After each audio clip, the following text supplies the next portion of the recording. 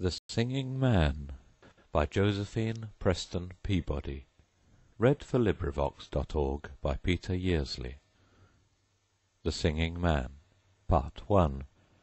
He sang above the vineyards of the world, and after him the vines with woven hands clambered and clung, and everywhere unfurled triumphing green above the barren lands.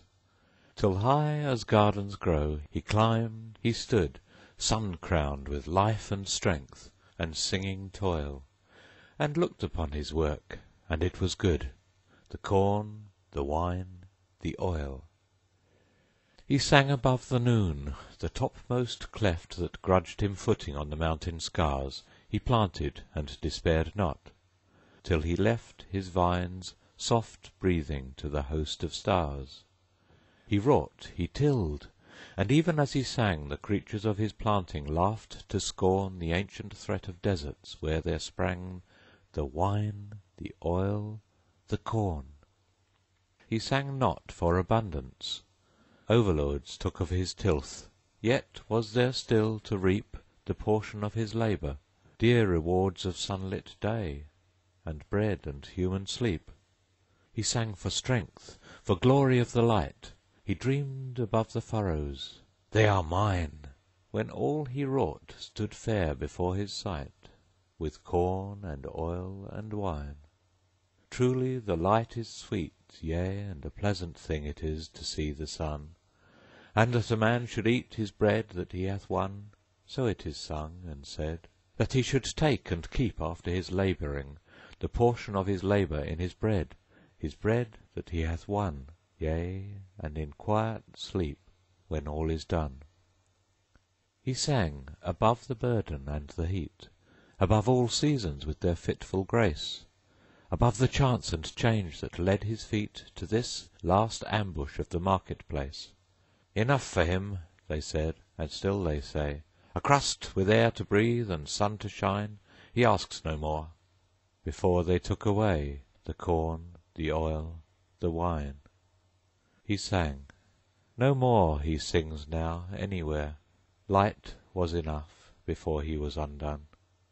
They knew it well who took away the air, who took away the sun, who took to serve their soul-devouring greed himself, his breath, his bread, the goad of toil, who have and hold before the eyes of need the corn, the wine, the oil. Truly one thing is sweet of things beneath the sun, this, that a man should earn his bread and eat, rejoicing in his work which he hath done.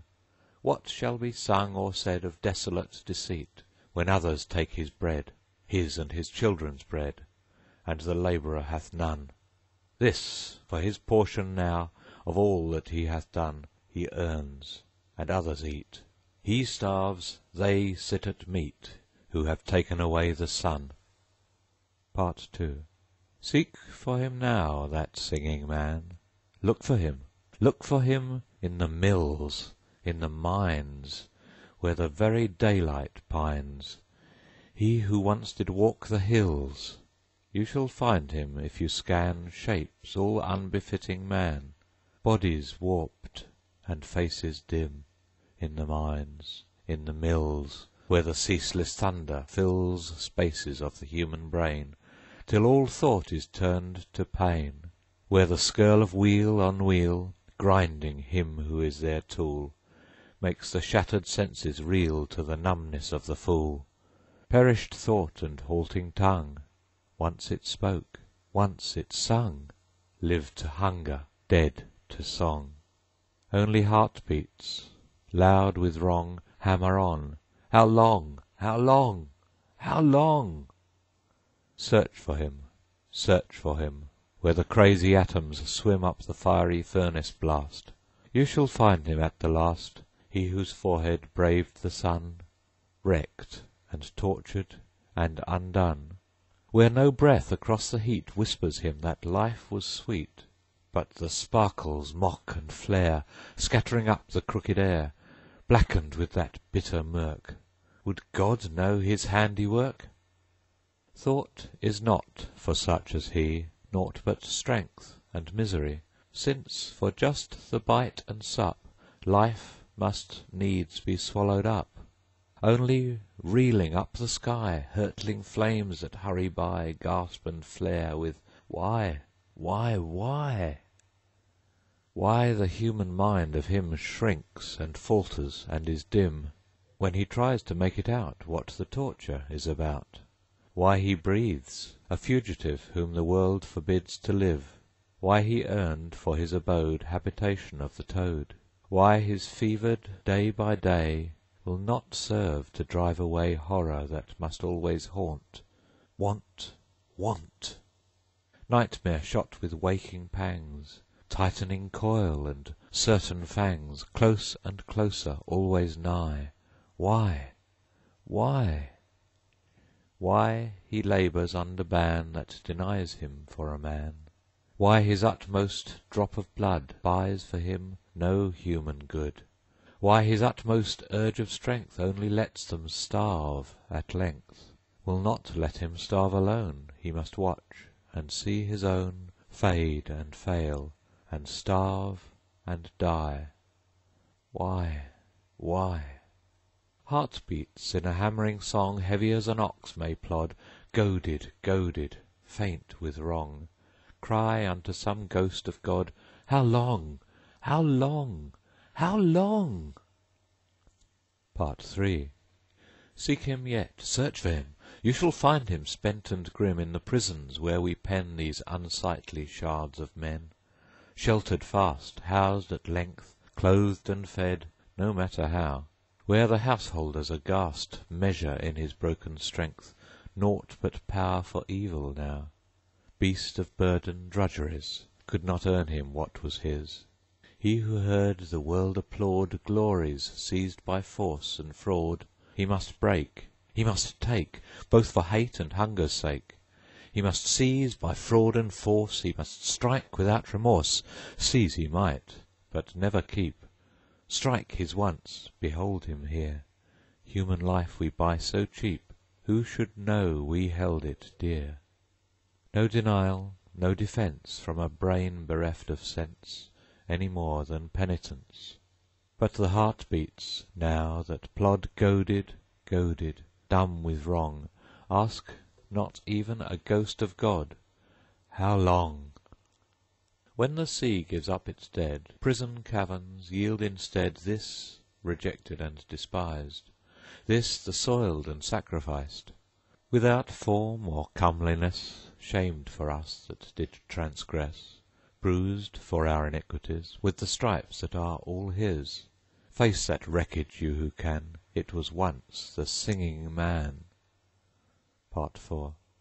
Must it be? Must we then render back to God again this his broken work, this thing for his man that once did sing?